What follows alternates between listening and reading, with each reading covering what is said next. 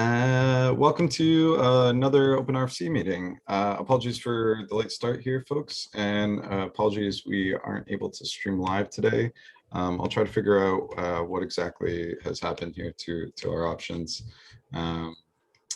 Usually we should be live on YouTube, so I'll apologize for that for folks that usually watch us there.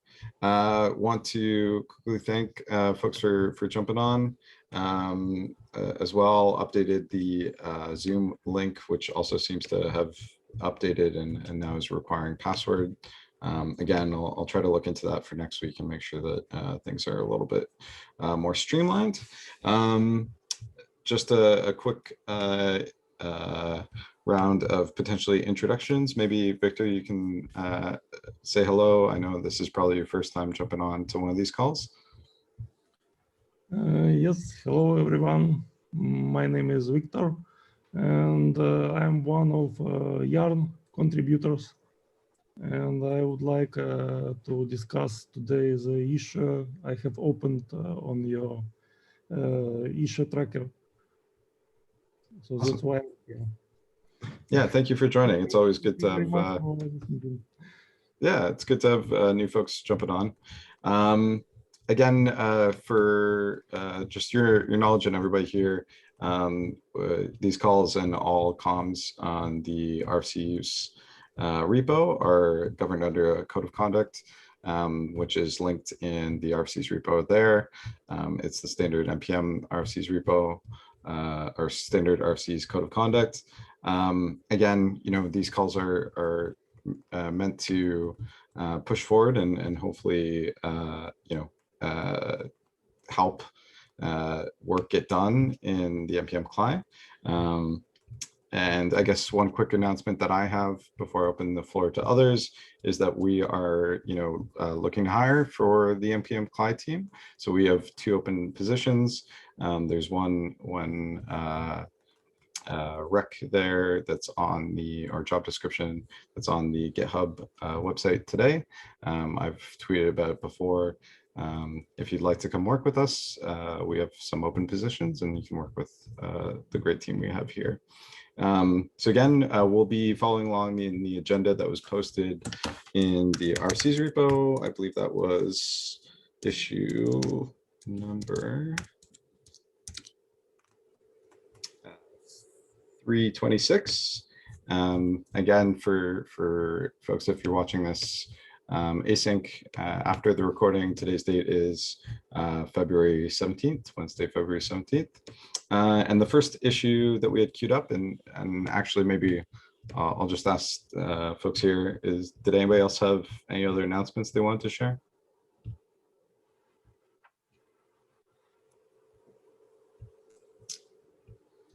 If not, I think the one other thing I want to note before we jump in is the Open, I think it's OpenJS World conference that's being run by the OpenJS Foundation. They've extended the call for proposals, the CFP process.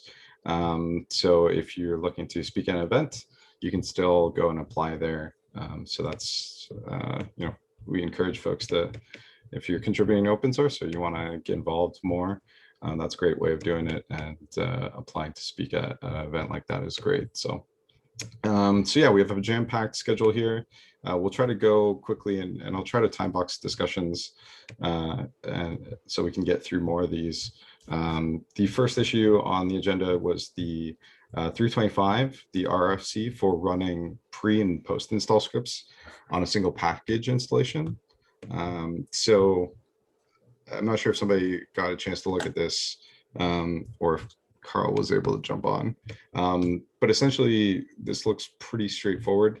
You have the ability to, I think, write hooks, which aren't very well known. And I know that our docs just got a fresh coat of paint and some updates in terms of the lifecycle events. I know that Gar has been working on cleaning up that documentation. So it should be a little bit clearer in terms of when things are being run and when they aren't.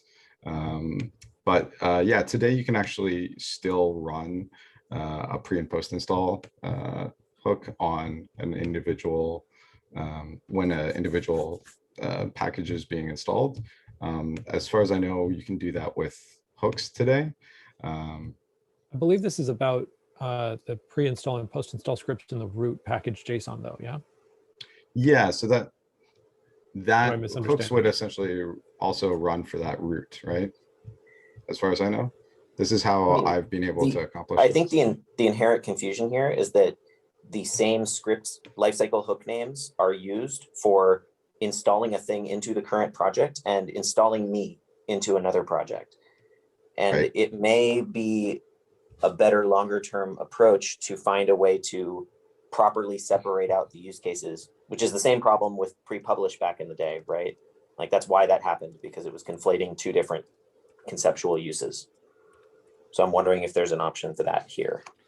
I would like to and you know, maybe use this request for an RFC and sort of direct this towards my good friend and colleague Michael Garvin to document how we ought to be using all lifecycle scripts, and in a way that's kind of sensible and has some kind of underlying symmetry and order to it, within the bounds of, you know, maintaining our current functionality as best we can and as with as minimal disruption as possible. Yeah, this RFC we're not going to be able to implement as suggested, because right now pre and post install means I am being installed. So when you run npm install global, they run. And when you run, I believe it's, I have to check my notes of what I just typed up. When you run npm install on your package, those are run. But if I install something else into mine, that's a completely different context, just like Jordan said. So yeah, I think the solution here is to work on this and come up with a spec for this use case, a lifecycle event that runs when I install a new package, or maybe it's not even install, because like, what action are we actually trying to hook into here? Is it when our arborist gets rebuilt, right? Because the npm CLI could definitely use that. We have things we want to run whenever we update our dependencies, right? So I think that's a discussion. This RFC, we just need, it's brand new. It's only 4 hours old. It's great. The problem being solved here is a good one. Let's iterate on this. Jordan, I see you have your hand. If you have bike shed ideas for what it should be called, go dump them in the RFC. Yeah, so I think that actually, like, I'm aware of the history of in the organic growth of NPM, right? So there's no, I'm not trying to judge its growth, but I think NPM has long lacked the, like when you run NPM init, the first question it fails to ask you is this a package or an application? And almost every best decision has two possible answers depending on the answer to that question, which is, you know, should it be private true or not? Should something be a dev dep or a dep? Should you have a peer dep at all? What scripts do you want to run, and so on? And so I think that it might be useful to holistically think about how we can differentiate those use cases, because and something could obviously be both, right? Like ESLint is both an app and a package, right? In some ways, but like the scripts that you want to use, that you want other people to use when they're installing you, and the scripts that you want to use when you are developing yourself are different, like completely distinctly. And it might be nice if I had a time machine and there were two different scripts blocks, one for yourself and one for consumers. And that would very cleanly differentiate what, and I think easily answer the question, what should happen with this script? Because with those, in those two contexts, I think it's very straightforward. Now we only have one scripts block and it already does both in many ways. So I'm not suggesting a solution, but like I wanted to kind of raise that as like a holistic viewpoint that might help that kind of thought process. Yeah, I'm not sure if we should be adding, we should probably add notes back to this RFC. As Gar said, it's only a few, or sorry, this conversation specifically. since it's only a few hours old, it got picked up last minute here and shoved to the top. But yeah, I noted in chat that I think there is a way that, at least you can solve this today to run essentially a script on any, on anything that you're installing. You can essentially use hook scripts. But like I said, you have to do a bit of work to I think only run it once, and yeah, it's not as simple as potentially a brand new, like Isaac's Since they're recommendation or inside Node mutation. modules, Sorry, you go also ahead. have to do, since they're inside Node modules, you have to do extra work to make sure they're properly Git committed as well, which is the other difficulty. Right. Yeah. So yeah, Hooks go ahead. hooks are kind of a hack, that a kludge that has not made sense since at least like npm 1.0. They were a pretty useful way to do a lot of interesting things in npm 0.x, and then we started installing packages locally, and it's kind of silly. They do work. It is incredibly hacky, and it's difficult to use, and like the conceptual model doesn't really match most of the rest of the CLI. I think they're best to kind of ignore and keep dragging forward as a regrettable wart, but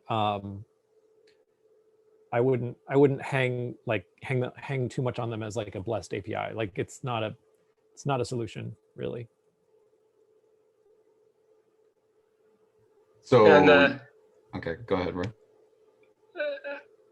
I would only note that we ourselves kind of need this in CLI. I remember me and you having the conversation that we wanted to run that bundle scripts in more on post install package, whatever it's going to be. So yeah, I think it's definitely an interesting RFC to follow up with. I'll keep this in mind as I'm working on that pull request update, the lifecycle scripts. I think our Jordan hit the nail on the head that the context of these is not clear, and that's the place to start, is documenting what the current context is, and when your install script means when I'm being installed. And so then that's the only chance of getting to the other side of that, is good documentation first. So yeah.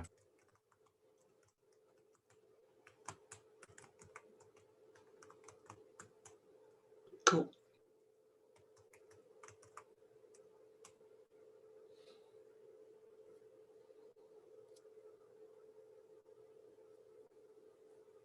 You're mute, Darcy. Thank you, Roy. I'm just like talking to myself here.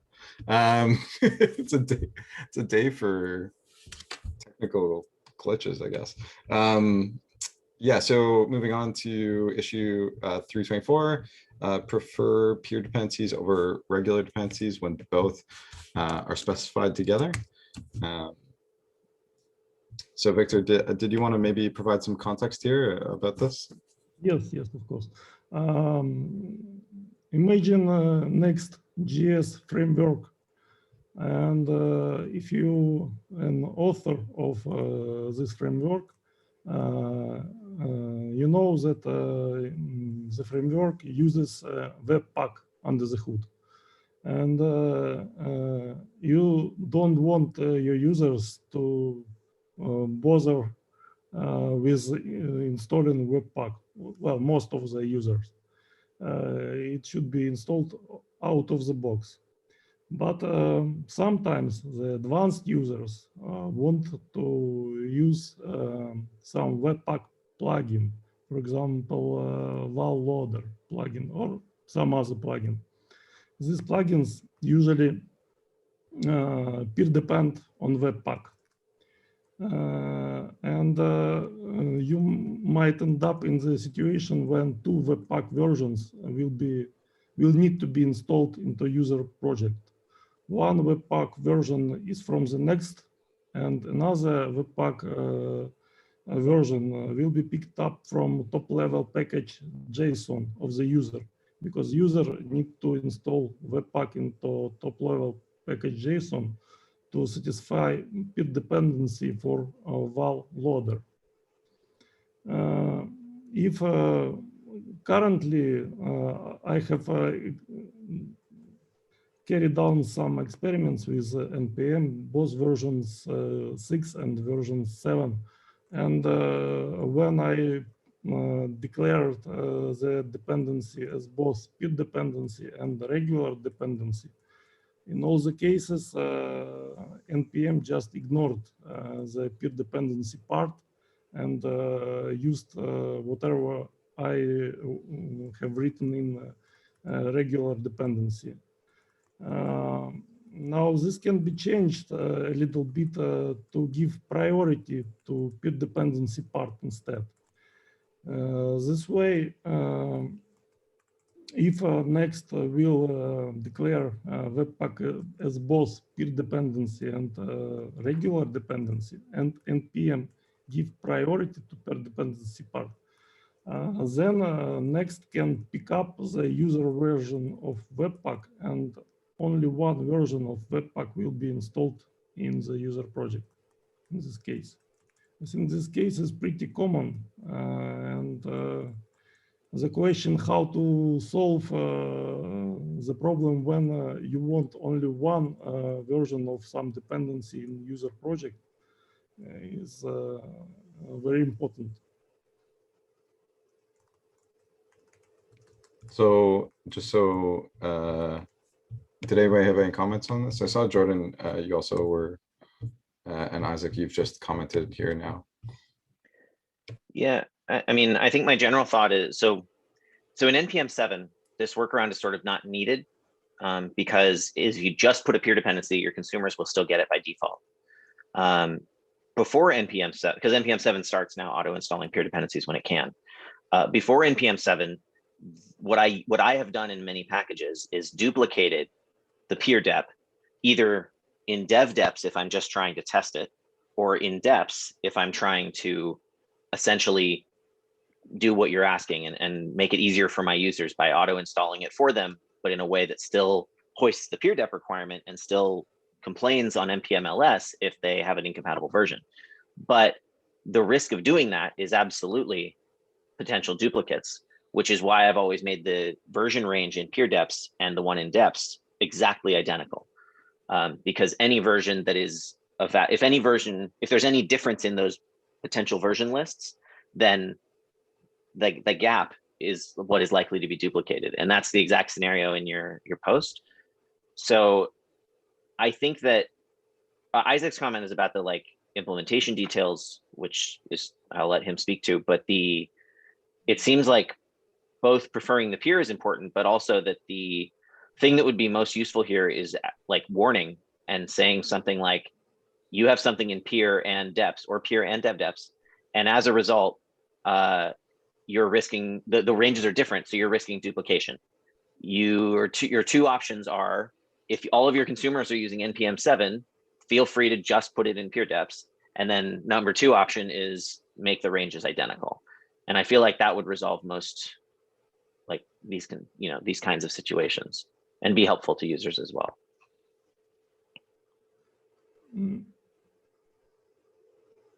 So Isaac, I see your hand up, and Victor, did you have a response to that first? Yes, I'm just thinking if the users will declare, if authors of Next.js declare Webpack as peer dependency only, and what will npm install? Which version of Webpack, from the peer dependency of Next or from peer dependency definition of val loader? Which one will npm pick? So the ranges, because the ranges might be different on Next and on val loader. For the so yeah, go ahead. So that's a good question. Somewhat orthogonal to this, but I can see how it's related. The npm 7 will attempt to guarantee that everything gets a peer dependency at or above their level in the tree that matches their peer dependency range. So if those ranges are different but they overlap, it'll try to find something in that overlapping range.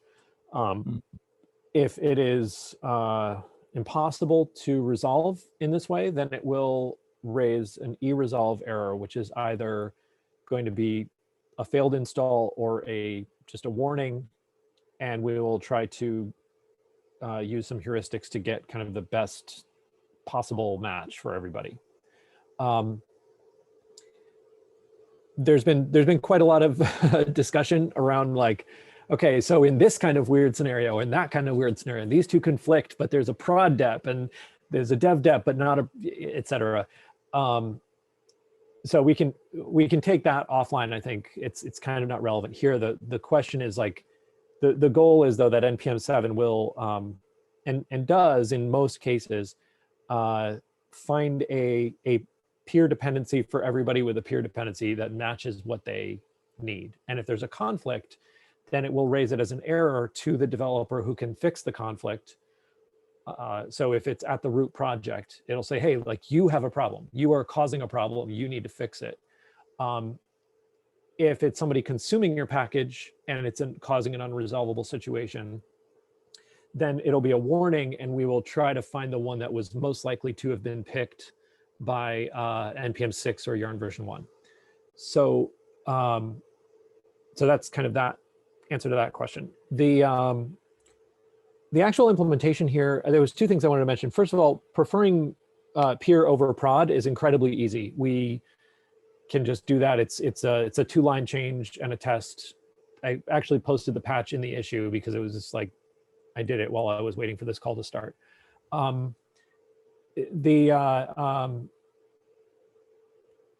thing that is kind of interesting is when, or how opinionated we want to be about those ranges matching exactly.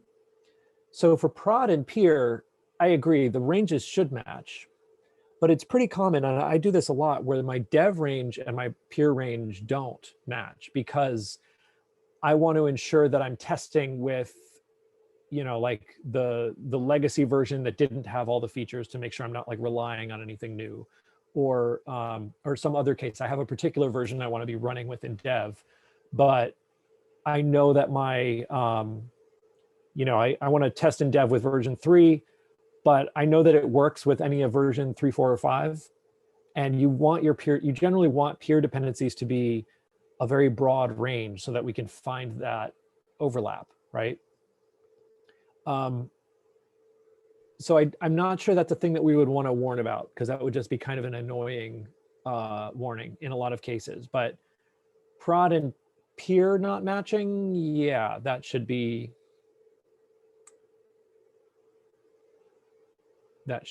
probably be a warning. What occurred to me as I was looking at this is that you can actually have right now a dev dependency which does not match a prod dependency. And the behavior here is pretty interesting. What will happen is when we're like, so let's say you have a project X that has Y listed in both dev dependencies and regular dependencies, and at 2 different ranges. What will happen here is the prod dependency will be used whenever somebody is installing X as a dependency, but the dev dependency is what you're going to see in your project, and you'll only see one of them. So you're effectively, it's an interesting foot gun because you now are in a situation where you're testing with a different thing than you're publishing. And I'm not sure what we want to do about that also. So maybe just when we're adding prod deps, if it exists in another, you know, if the edge exists already and the spec is different, then we should say, hey, like you have 2 different things here between prod and dev or between prod and peer. But if peer and dev don't match, like, okay, that's normal, it's fine. So go ahead, Jordan. Yeah. So I think that whenever you have a peer dep range that is broader than one version, you already are in that foot gun situation where the default installed thing isn't everything you support, and you're not implicitly testing on that. And the solution is usually to make a CI matrix that explicitly installs the versions you care about. And in NPM 7, if the dev dep and peer dep ranges aren't identical, and then you do that explicit install, it'll error out. So it actually is a pain in the butt if they're not the same. So I just think there's no real ergonomic solution there. But I agree that if you chose to only show a warning for prod deps, that would address the most important case, because in the dev dep case, it's only harming the developer and they can figure that out. But I have found through like practice that making the dev dep one also match the peer dep one is also very important and the most useful. So just to be mindful of time, because we do have a number of other issues. And I know that we've already added a couple comments on this thread. Maybe we can leave this open and bring it back up next week. And feel free to add some comments back async on the thread. The one note I missed there, Isaac, you said you fixed just before the call. What was that again? What? That was this issue of preferring peer over prod. It's very easy to do. I'm not sure why we didn't already, to be honest. Looking at the code, it seems like it's an oversight or something. Because we prefer optional and dev over prod for the same reason. So I think the only thing to do here is like make sure there's, kind of give it a quick look over and make sure it doesn't break anything else. So I'll review the other tests in Arborist. I don't know if we need a full RFC for this because it's arguably a bug that we would just be fixing. Do we want to create a bug then for this specifically? Yeah, we could just create an issue in an Arborist issue and say, hey, like we should be preferring peer over prod if it's in both.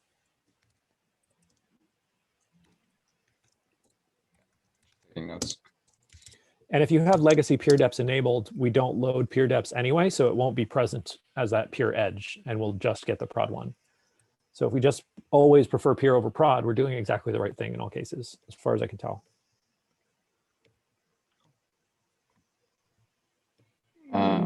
Maybe it would be nice to have maybe some, I don't know, some place where these situations which are unclear to the users, what will be preferred in one case or another, when they contradict each other. It would be great to have some document which clarifies the behavior. Yeah, that's a good point. The package.json doc in the npm CLI docs should be updated with this logic, for sure.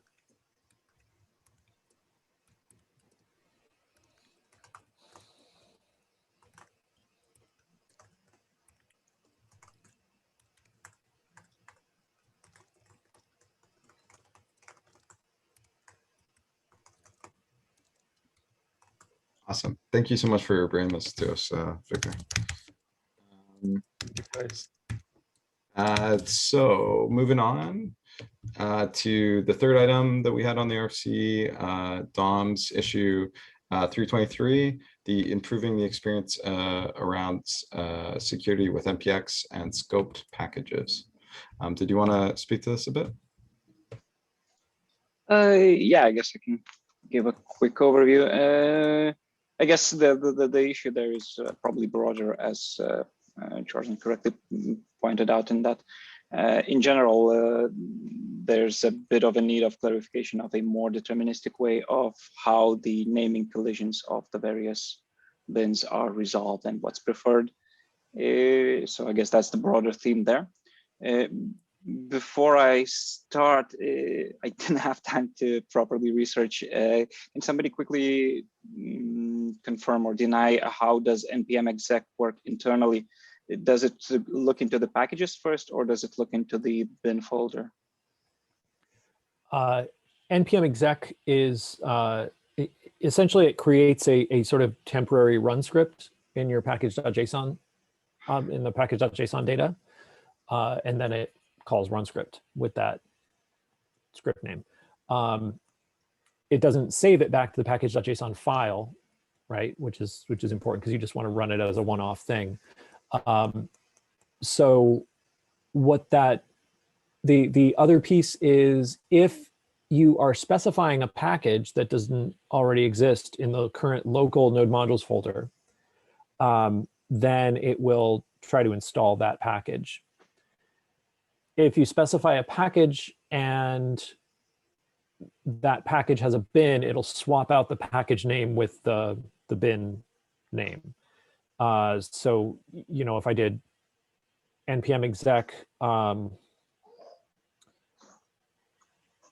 then a package name, I'm trying to remember like a package name where the package name doesn't match the bin name, but if you know, if you do, okay, so if you do npm exec at npm cli/arborist and then some command name, it will look at the at npm cli/arborist package. It'll see that the bin name is arborist, and it'll swap that in the command that it actually invokes to run the arborist bin. So in terms of what happens if there are collisions, the priority is given to local package, the local node modules /bin folder, then to global packages. And if it's not in either of those places, it'll install it in a temp directory in your npm cache. So it does look into .bin folder at the time being. I guess that's part of the overall security issue, because I guess that was never really resolved in terms of what gets linked into the bin folder and who gets the priority. Yeah, so I have listed multiple issues here into a single RFC. I guess it will need to be split up, and you know, we'll want to follow up, but maybe we need to discuss how do we group these features and what's the correct course of action. I guess my number one thing is the regression stuff.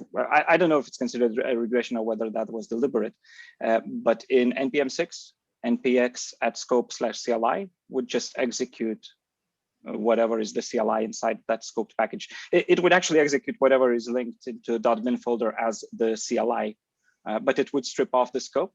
Whereas right now it no longer accepts the scope next to the command, and that is my primary concern there. And I guess if that starts working and if that gets defined in the strictest, securest way possible, then maybe it solves a lot of the other issues, right? So yeah, that's the npx at scope CLI.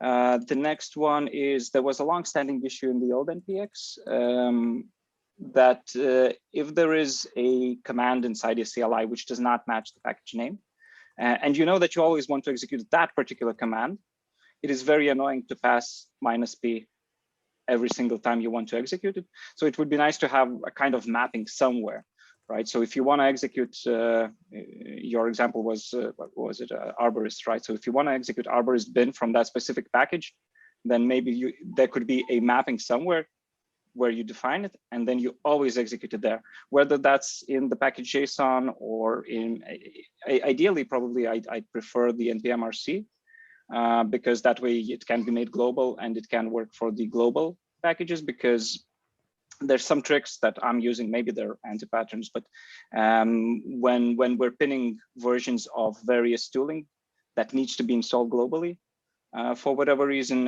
is we re-expose the bin from an internal dependency, right? So I don't know, if a specific version of ESLint exposed via a specific version of our tooling, right? So we re-expose the same bin so that it gets promoted into .bin folder, and it overwrites the correct thing there, and it's available globally, right? That was the primary concern there. So yeah, if we could somehow alias or create a mapping of where certain binaries should be prioritized from, that would be nice to have. The other one is a small thing, is that if you're running npx inside, if you're developing the CLI, especially, right? So right now you cannot npx in the same folder as you're developing in. If you're developing in that folder, you have to call the bin directly or node or use an npm run script. Whereas, so you need to maintain the context, right? Am I working on this, or do I have this installed? So it would be nice to just default to -- package to the current folder if it matches the CLI name, I guess. And then in terms of the security issues, yeah, so the fact that it's not explicitly defined, or at least I couldn't find it, how the CLIs are preferred when there's naming collisions. There's a bit of an issue, and that's especially in the light of that recent article that was doing the rounds, right? And Isaac's response that you should be using scoped packages. In this particular case, it does not fully resolve the issue in that if you execute npx CLI, and that CLI is available from both a scoped package and an unscoped package, the unscoped version from the public registry will be preferred over your scoped tooling, which may introduce certain issues. So as a user, if you want to stay safe, you should always be passing -- package. But yeah, that is a lot of typing.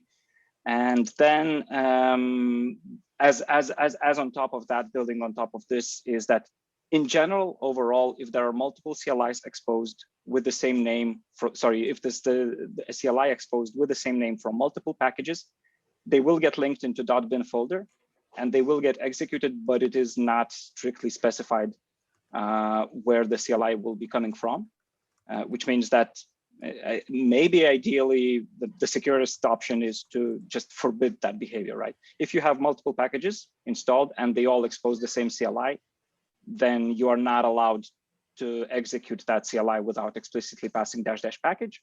Or alternatively, if there's a way to define a strict behavior, there probably is a way to define a strict behavior in that the CLI must match the package name exactly. Or if it's a scoped package, then you need to do @scope/CLI. Or if it's an unscoped package exposing a binary, so some random package exposing something like ESLint, then you're not allowed to execute that ESLint without passing -- package or without executing it as that package name. I guess those were the 5 things that I had listed there. Okay, those are a lot of things. It's great, Tom. I guess the first. Okay, go ahead, Isaac. Well, I was gonna. Yeah, go. I was going to provide some context for in regards to like the bin collisions. So we ran into an issue a while back where which affected npm 6, npm 7, as well as Yarn. It was prior to npm 7 shipping, which would allow you to have multiple packages in the or anytime you installed a package in the global space that had a bin and the file already existed, it would just go ahead and overwrite the one that's already there. In the global space, this is really, really, really harmful because I can have a package that has a bin called like git or vim or bash, and now I've just owned somebody's entire machine. We fixed that pretty swiftly, and in the fix, we attempted to do this also in the local space, and very quickly found, well, that's actually horrible. There are, lots and lots of packages out there that people are using together that all export a bin called parser. It's pretty hazardous, and if we were to try to say, well, you can only install one package in a given space, in a given level of the tree that exports a bin by that particular name, nobody can use NPM, right? And so we're kind of in we were sort of stuck. Where we landed was local packages, you just have to use they just go ahead and clobber one another, and we let that happen because rolling that back was just way, way too disruptive. That said, if you just specify npx @scoped/cliname, it should run the CLI from that package, even if there's something else by that name in node modules, just looking at the code. So I think that it's worth us maybe digging into offline, digging into the issues you brought up here and just coming up with kind of a thoughtful response for each one of them. Since we are short of time on this call, I think it's probably better to just sort of move on and take the action item to go through and address each one of these, if that's all right with you. Sure, works for me. Just keep the discussion going, yeah. Awesome. Cool. Yeah, thank you. This is very detailed. Very detailed. So yeah, moving on to the next issue we had. I know this actually came up from our morning stand-up.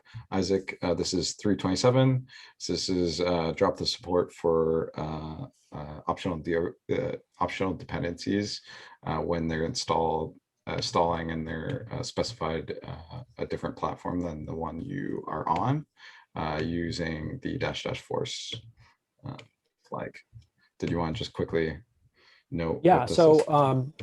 we have a bug in npm 7 today that Nil has a fix for, an open PR to fix. But basically the way that the bug works is any optional dependencies which have a mismatched platform specification, so an OS, CPU, node version, npm version I think we might crash on, but any mismatched OS, CPU, or node version, we just go ahead and install the optional dep. And then if it fails to build, we clean it up and roll it back and proceed with the rest of the install. But we shouldn't actually even be trying. npm 6 would not attempt to install those if they were optional dependencies. And this actually breaks some existing modules in the wild that are using this to kind of ship one of a set of pre-built binaries. So they'll have optional dependencies, a list 3 or 4 or 5 different binary packages, all as optional dependencies, but all of them have different OS and CPU requirements. And then npm 6 would only attempt to install the one that matched, and so they would always get kind of the correct pre-built binary. Then npm 7 breaks that entirely by just unpacking all of them, and since none of them have a build step, they all work, and now they can't tell which binary package they're supposed to load. The thing that I ran into is that npm 6 will also install optional deps with mismatched platforms if the force flag is set. And I think that might actually be something we don't want to support, because in having those pre-built binaries there in the first place can cause problems. Presumably you don't need them there. That's why they're optional dependencies. And we actually currently tell users to use force in some cases to accept conflicted peer dependencies. So we've increased the cases in which force might be used. This is sort of a breaking change somewhat from npm 6 if we don't install these things when force is specified, but I think it's actually a more kind of reasonable intention. So Jordan, I see your hand up, and I know that you made a comment about engine strict. Did you want to? Yeah, I was just going to ask about, like, in general, it seems like the point of force is to say, shut up npm, I want to do it anyway. It's like sudo npm. So like, but not really. So like, it seems weird to me that this would be something that you couldn't override with force. So if it's a mismatched platform and it's not an optional dependency, like it's a regular production dependency, then presumably the package won't work without it. And force will say, install it anyway.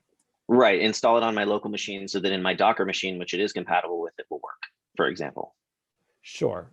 Like there's lots of use cases that you could come up with where you might want it. And like, is there anything else other than engines.npm? Is there anything else that you can't override npm on with force?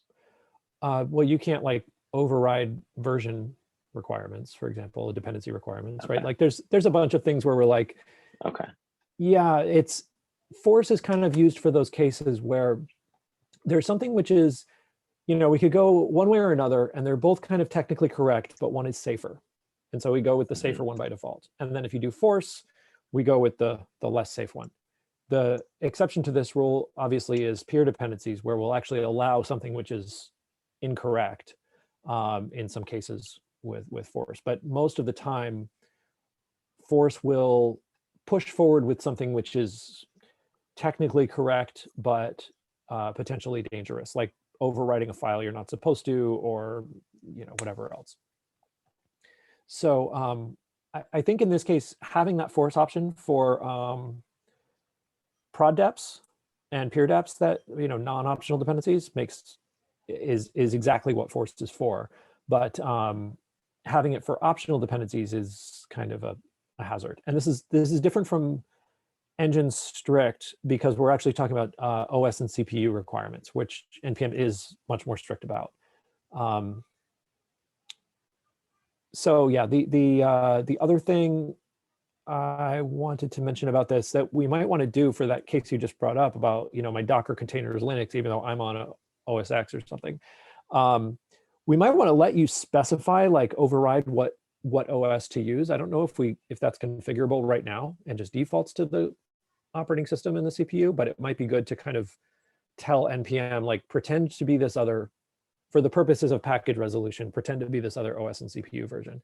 That's interesting.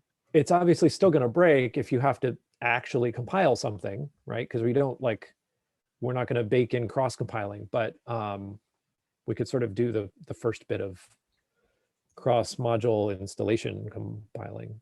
Well, I think you could probably do that with just stubbing the env. Well, I guess we're probably getting that information from Node. Yeah, we would just have to replace it with a yeah. config that defaults to the OS. Okay.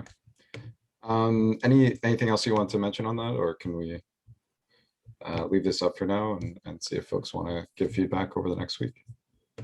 Yeah, I would say let's leave it up. We're almost out of time, and let's leave it up and see if there's any comments on it or use cases where, like Jordan, I think you're thinking in exactly the right direction. Like, what are the use cases where somebody might be actually depending on using force in this way, since npm 6 did support it. So the next two that we can try to get to here with the last 7 minutes, and maybe Gar, you can speak to these, is PR 321 and 319. These stem from the conversation we had last week about Dist tags. The first is the no tag publish PR 321, add proposal for no tag publish, and then the 319 is the multiple Dist tags. Again, a proposal for supporting essentially specifying multiple Dist tags to be modified. Did you want to just highlight or give an overview of these two? Sure. First, I'd like to thank everyone for the last week. Having the discussions in those, it'll make today's discussion much quicker. I don't think we're at a resolution on either of them because we're still dogfooding, but at least we know what we have. And the first one is that there's no way to upload without a tag. And there's lots of use cases for why you want to do this, even if it's just so you get your default config in that state so you can override it later if you want to, right? And the underlying problem is the no prefix on tag sets the tag to the string false. And as we've learned with the CLI, there's going to be someone out there relying on that. And just to comment on Jordan's question about doing the private packages, I think we can, but based on the fact that it's arguably that's an intent someone's going to want, and the hoops you got to jump through to go look at private stuff on the registry, I don't think we need to research it. Would there be? I mean, there probably are some existences of the tag, but I'm wondering, it's kind of irrelevant if the tag was created. It's relevant if people are installing with it. So would there be a way to figure out if anybody has requested the false tag for any packages, public or private? Because if nobody's requested it, it's probably always an unintentional bug when it exists. Because like it is entirely possible that I have a false tag on some of my packages, like at least one, because I ran no tag at one point thinking it would turn off the tag. Right.